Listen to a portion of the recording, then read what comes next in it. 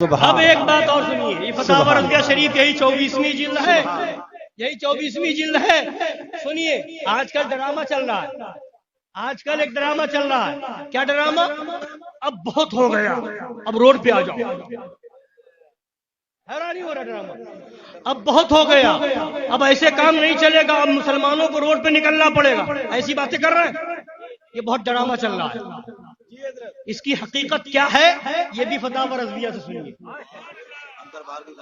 اور کیا ہوتا ہے؟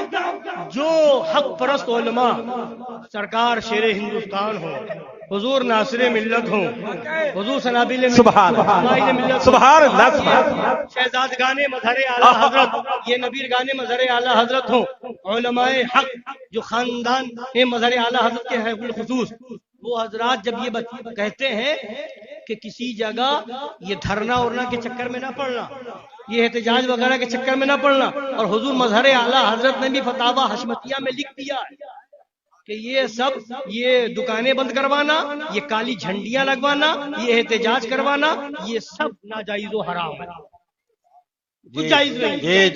سنیے، اب اس میں جو میں آپ کو بتانے چلا ہوں، عبارت کو سمجھانے کے لیے پہلے ایک بات بتا دوں، اس میں ایک لفظ آ رہا ہے نامقدور بات، نامقدور لفظ آ رہا ہے، نامقدور۔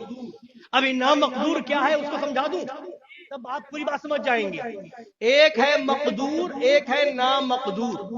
مقدور کا مطلب جو ہماری قدرت میں ہے، ہماری طاقت میں ہے، ہمارے بس میں ہے، اسے کہتے ہیں مقدور۔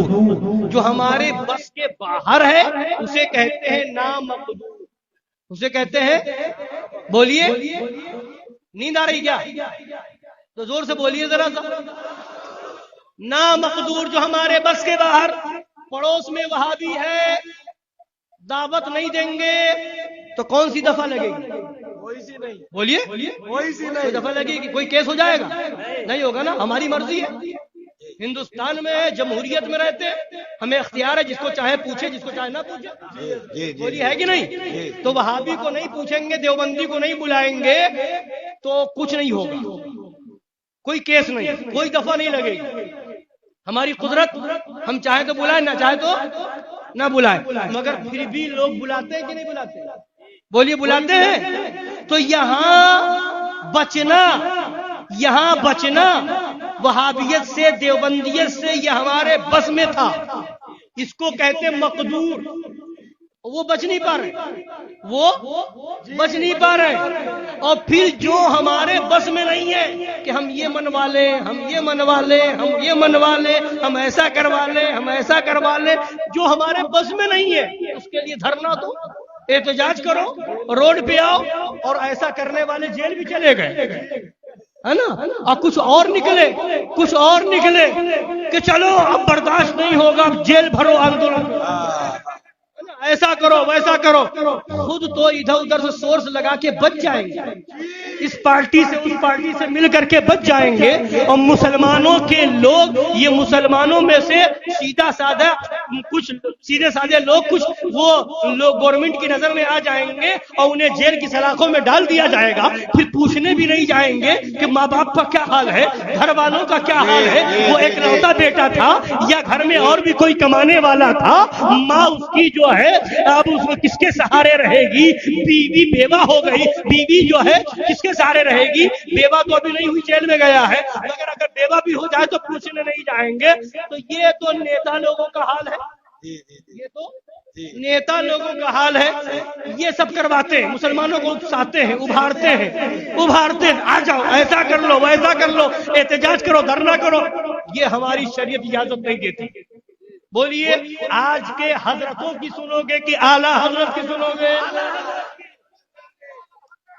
اب سنیے، اعلیٰ حضرت کا فتویٰ سنا، ایسے موقع پر بہت جلدی لوگ تیش میں آ جاتے ہیں، ہاں بالکل صحیح کہہ رہے ہیں، اور جو ایسا کرتا ہے نا، بھڑکاتا ہے، لوگ اسی کو کہتے ہیں بہت بڑا قائد ہے، ہمارا بہت بڑا رہنما ہے، ہمارا لیڈر ہے، ہمارا رہبر ہے، یہی مسلمانوں کا بڑا ہمدرد ہے، اس کی طرح کوئی ہماری آواز وہاں تک نہیں پہنچاتا، ہماری بات آگے نہیں بڑھاتا، پارلیمنٹ تک ہماری بات کون پہنچائے گا، یہی تو پہنچاتا ہے، یہ قائد ہے اور یہ نیتا، وہ فلاں مولوی جو اکسانے اور بھڑکانے والی تقریر کرتا ہے، لوگ کہتے ہیں بس یہی سچا ہمدرد ہے، یہی سچا لیڈر ہے۔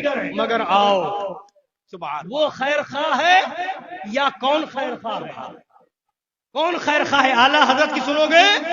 بولیے سنا دے۔ اب اعلیٰ حضرت، اب سمجھ گئے آپ مقدور کیا ہے، نامقدور کیا ہے؟ سمجھ گئے نا؟ سمجھ گئے؟ تو ہم تو مقدور باتوں کے لیے کہتے ہیں، تمہارے بس میں ہے وہابی کو نہ پوچھو، دیوبندی کو نہ بلاؤ، دعوت میں نہ بلاؤ، گھر میں نہ بلاؤ، ان کے وہاں نہ جاؤ، میل جول نہ رکھو، یہ ہمارے بس میں ہے، وہ نہیں کر رہے۔ اور جو بس میں نہیں ہے اس کے لیے جو لوگ اکسا رہے، اس پر لوگ واویلا مچاتے ہیں۔ اب اعلیٰ حضرت فرماتے ہیں نامقدور بات پر ابھارنا، نامقدور بات پر ابھارنا جو موجب ضرر مسلمین ہو، مسلمانوں کی تکلیف کا ذریعہ ہو، نقصان کا ذریعہ ہو، وجہ ہو، سبب ہو، تو یہ ابھارنا خیر خواہی مسلمین نہیں، بدخواہی ہے۔ بولیے کیا ہے؟ کیا ہے؟ خیر خواہی نہیں ہے، کیا ہے؟ بدخواہی ہے۔ مثلا اب اعلیٰ حضرت کی مثال بھی اعلیٰ ہے، سبحان اللہ سبحان اللہ، کی سمجھ میں آ جائے۔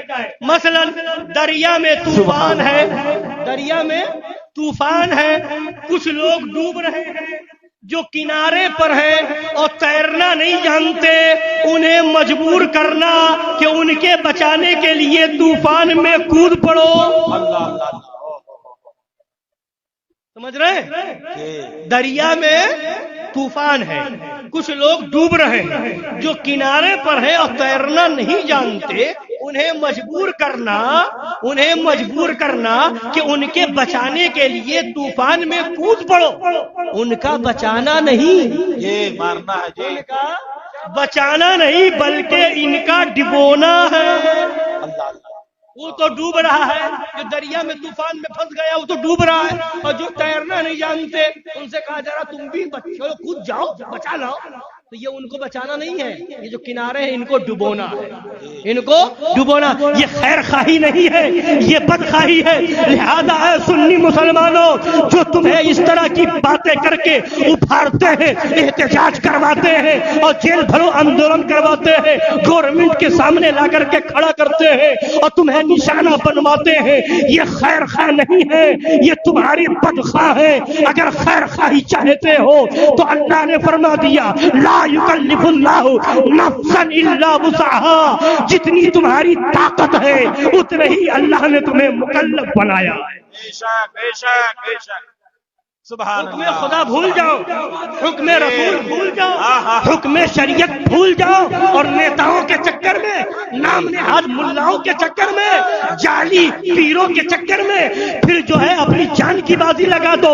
قسم خدا کی تمہارا سچا رہبر وہ ہے جسے آج شیر ہندوستان کہا جاتا ہے، جو تمہارا ایمان بھی بچا رہا ہے، تمہاری جان بھی بچا رہا ہے۔